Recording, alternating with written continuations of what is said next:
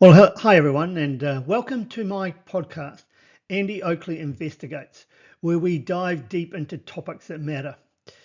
It's the 13th of July, and today we're exploring the benefits of food grade hydrogen peroxide, a substance that's both common and controversial.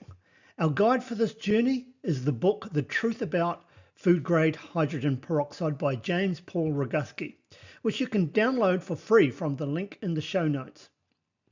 First, let me just read out the quote said to be by Thomas Jefferson on the front cover of the book. If people let government decide what foods they eat and what medicines they take, their bodies will soon be in as sorry a state as the souls of those who live under tyranny.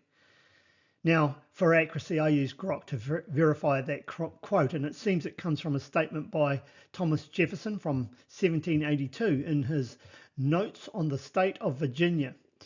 And what he actually said was the government to prescribe to us our medicine and diet, our bodies would be in such keeping as our souls are now. This 1782 statement, published in the first English edition in London in 1787, aligns with Jefferson's skepticism of centralized government control and emphasis on personal freedom. And if we fast forward to 2025 and we look at what happened to the health of the people of the US and the current allopathic health system that has materialized, Jefferson was spot on. The state of health systems and the condition of people in most other Western countries are not too dissimilar to the US. So we're in a very dire situation indeed. I should also mention that I'm not a health professional and can only review the contents of the book and discuss my own experiences with food grade hydrogen peroxide. So back to hydrogen peroxide, or H2O2. It's a simple molecule made up of 2 hydrogen atoms and 2 oxygen atoms. It's found naturally in rainwater, healing springs, and even produced by our own bodies.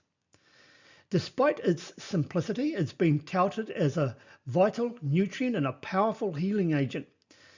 In this podcast, we'll uncover why some believe hydrogen peroxide is a suppressed miracle cure, while others, mostly those who are part of the allopathic conventional modern medicine system, caution against its use. So let's get started. But before we do, let me just say at the outset that I've been using food grade hydrogen peroxide for a number of months now. I drink a solution that I dilute from 3% food grade hydrogen peroxide, and I'll go into the correct dilutions later in the podcast. I use it at 3% for topical healing and sometimes mouthwash, and slightly stronger again for cleaning purposes around the house. And I can say without a shadow of a doubt that nothing I have ever used before in the past comes close to the benefits that come from using hydrogen peroxide. Even though for the last 5 years I've concentrated on a healthy diet and exercise regime, and so I'm already very healthy, I would say that I noticed the benefits within just a few minutes of drinking it. It's also very cheap and the best cure for a hangover I've ever had. Not that I have many hangovers these days. First, let's understand what hydrogen peroxide is. It's a colorless liquid that's slightly more viscous than water. In nature, it's produced through various processes like the action of lightning on oxygen and water in the atmosphere, which is why it's present in rainwater. In the human body, hydrogen peroxide is produced by white blood cells to fight off infections. It's also involved in cellular processes that help maintain health.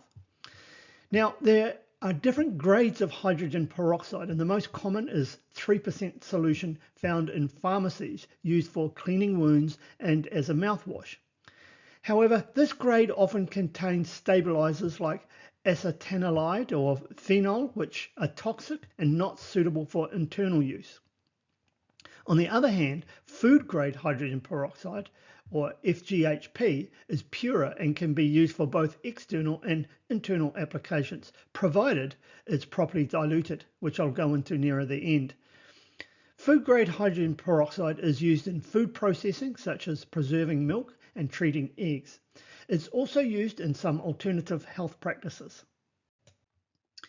According to The Truth About Food Grade Hydrogen Peroxide, hydrogen peroxide has a wide range of health benefits claimed It's claimed to be effective against bacterial, viral, fungal, and parasitic infections, respiratory conditions like asthma and emphysema, cardiovascular diseases, cancer by oxygenating cells and killing cancer cells, skin conditions like acne and eczema, oral health, including gum disease and toothaches.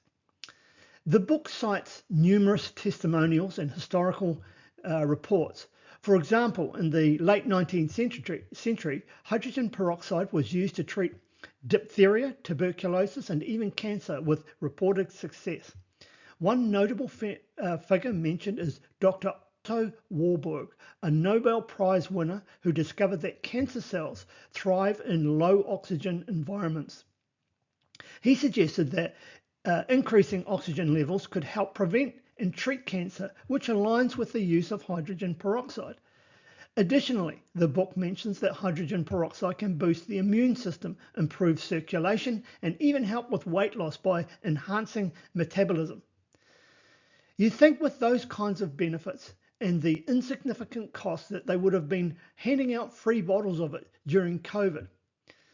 However, as we have seen, the only cures for anything promoted by the allopathic medical system and our politicians seems to be pharmaceuticals that cost a fortune. For instance, the modern allopathic medical guidelines often advise against using food-grade hydrogen peroxide on wounds due to its potential to damage healthy tissue and delay healing. I'm sure they're using the word potential because they cannot cite a single case where this has happened. However, the book argues strongly with real-world data that when used correctly, particularly in diluted forms, hydrogen peroxide is safe and effective. While hydrogen peroxide has been used medically for over a century, its use as a therapeutic agent has been controversial. I've never heard of a GP prescribing it for anything.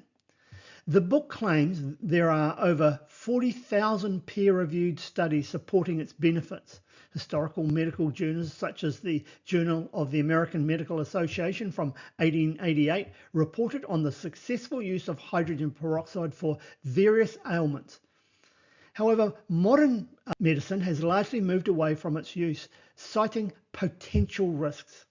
And there's that word potential. It's strange, isn't it?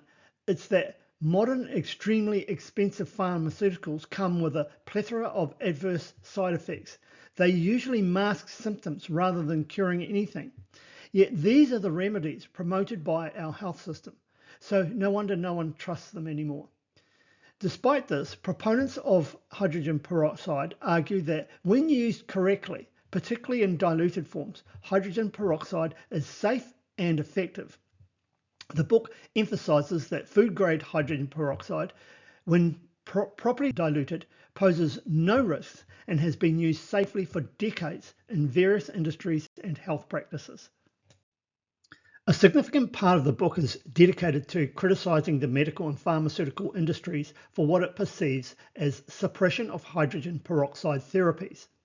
The author argues that since hydrogen peroxide cannot be patented in, there are no financial incentive for pharmaceutical companies to promote it. The FDA has issued warnings against the internal use of hydrogen peroxide, labeling it as unsafe.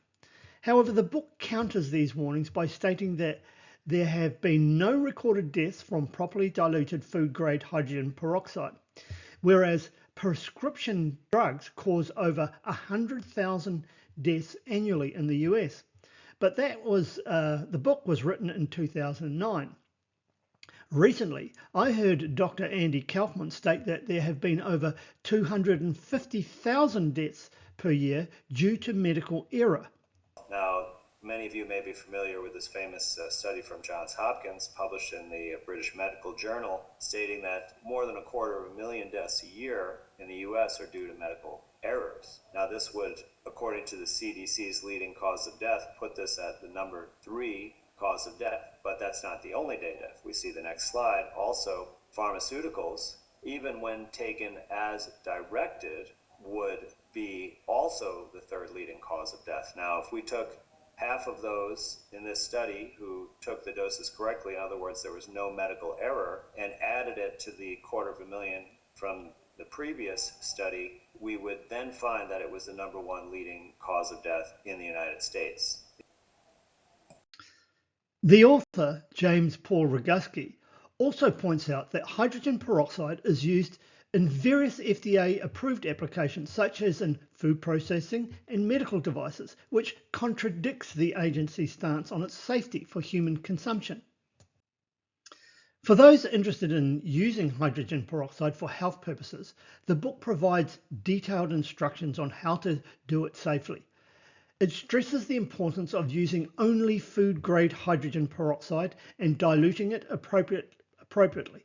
For example, as a mouthwash, mix 3% food-grade hydrogen peroxide with equal parts water. For skin applications, use 3% food-grade hydrogen peroxide directly or diluted further. For internal use, start with very low concentrations, such as 1 drop of 35% food-grade hydrogen peroxide in a glass of water, gradually increasing the dose. The book also warns about cleansing reactions, which are temporary symptoms like fever or diarrhea that may occur as the body eliminates toxins. It advises to reduce the dose if such reactions occur.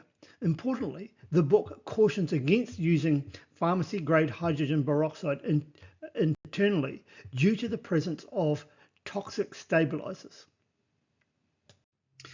Now, because I take Thomas Jefferson's advice and don't trust the government to provide healthy drinking water, we have a 4-stage reverse osmosis filter system, and I dilute whatever mixture I'm making from that. I buy 35% food-grade hydrogen peroxide, which costs approximately $29 per litre. And because you dilute it significantly, it lasts a very long time. Do not use any other type of hydrogen peroxide. It must be food grade and 35%. A 4-stage reverse osmosis filter, such as on the screen, costs between 500 and 700 New Zealand dollars. And it'll remove most heavy metals, fluoride, chlorine, and anything else that they're sticking in there. From that, I make a solution in a litre-sized glass bottle that you can buy from Briscoe's or similar. To the litre bottle, I pour in 90 mils of 35% food-grade hydrogen peroxide. So we have a mixture of 90 mils, 35% food-grade hydrogen peroxide, and 910 mils of filtered water. I mark that bottle danger, so no one ever drinks it. That mixture is 3% food-grade hydrogen peroxide. For my daily drinking water, I dilute that 3% mixture by adding 15 mils of it to a litre drinking bottle. So we end up with 15 mils of diluted food-grade hydrogen peroxide and 985 mils of filtered water. I drink anything from 500 mils to a litre a day, and I don't think you can drink too much of that solution. I'm experimenting with how much to put on topically and for cleaning. I don't use straight 3%. I just mix up a slightly stronger solution than I drink, and it seems to clean great. As an example of its benefits, a few years ago, I got an infection under a mole on my face, and I was worried about it. So I went to my allopathic doctor, who was a skin specialist. It cost me hundreds of dollars, and I got some expensive treatment that I used for a week or so, and it cleared up. Recently, the same infection returned. I rubbed the slightly stronger solution on it, and in 2 days, it had completely disappeared. The cost was probably less than 10 cents. In conclusion, the truth about food-grade hydrogen peroxide presents a compelling case for the benefits of hydrogen peroxide as a natural health remedy. The book encourages readers to take charge of their health and consider alternative approaches to the modern allopathic pharma approach. If you're intrigued by this topic, I highly recommend downloading the book from the link in the show notes. It's a treasure trove of information that can empower you to make informed decisions about your health. And remember, always consult with a healthcare professional before starting any new treatment, especially if you have underlying health conditions. The information in this podcast is based on the book and does not constitute medical advice. Thanks for joining me on this episode of Andy Oakley Investigates. Until next time, stay curious and stay healthy.